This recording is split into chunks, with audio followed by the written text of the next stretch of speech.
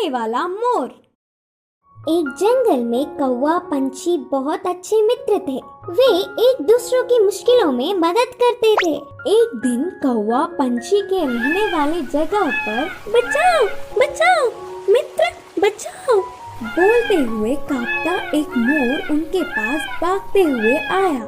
क्या हुआ मित्र, कहाँ से भागते आ रहे हो? इतने परेशान क्यों हो? मुझ पर शिकारी की नजर पड़ी, वह मेरे पीछे पड़ता आ रहा है तो बचने के लिए भागता हुआ रास्ता भूलकर तुम्हारे सामने आई। अब तुम्हें ही मुझे बचाना होगा। अच्छा ठीक है यार, पंछी ने कहा। कौवा पंछी ने उस मोर का साथ दिया।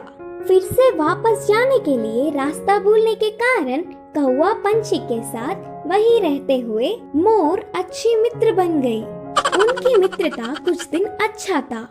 कौवा पंछी के बीच के मित्रता ना सह पाते हुए मोर जलने लगी। किसी भी तरह कौवा पंछी को अलग करना चाहती थी। एक दिन कौवा भोजन के लिए बाहर जाने के समय पर मोर ने पंछी से कहा, मित्र तुम कौवे से इतना ज्यादा मित्रता बढ़ाकर बहुत ही नजदीक रह रहे हो। क्या तुमने उसकी बदसूरती कभी नहीं देखी? उसे देख सब चिढ़ जाते हैं। तुम्हारा उससे दूर रहने में ही भलाई है। मैं जो कहनी चाहती थी वो कह चुकी, बाकी तुम्हारी मर्जी।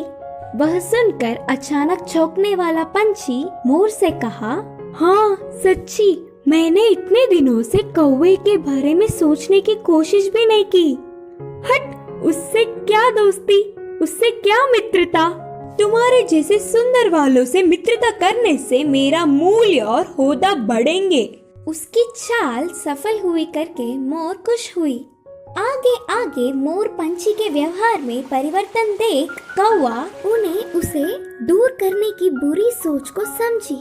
एक दिन, मित्रों मेरी वजह से तुम्हें तकलीफ हो रहा होगा, इसीलिए इधर के पास में ही एक घोंसला बनाया। मैं वहाँ जाकर रहूंगा। चलता हूँ करके कौवा उदास होकर कहा। वह अपने आप जा रहा है करके बोलने पर मन ही मन बहुत खुश होकर, अच्छा अब तुम्हारी मर्जी मित्र, मोर और पंछी ने कहा। मोर और पंछी कौवे का भला टली करके खुशी मनाने लगे। ऐसे समय बीतता गया। पुराने मित्रों को छोड़ के आए हुए बहुत दिन होने से कौवे को उन्हें देखने की इच्छा जागी। पुरानी जगह पर उड़ता हुआ आया। उसी क्षण अपने पंख खोलकर नाचने वाले मोर पर एक शिकारी ने निशाना लगाया। कौवा देखा और परेशान हुआ। हटो वहाँ से मोर मित्र, हटो, खतरा खतरा बोलकर जोर से चिल्लाया। पास में मरी हुई सांप को अपनी चोंच से पकड़कर शिकारी पर छोड़ा। सांप अपने ऊपर गिरने से बचाओ बचाओ, सांप सांप बोलते हुए जोर से चिल्लाकर डर के शिकारी वहाँ से भाग गया। यह सब देखकर मोर के होश उड़ गए। भागते हुए आकर कौवे की चरणों पर गिरी और रोते हुए कहा, माफ कर दो मित्र, सुंदरता के घमंड में मैं मेरे मुश्किल समय में मदद करने वाले तुम्हें धोखा दिया, लेकिन तुमने मेरे प्राण बचाए।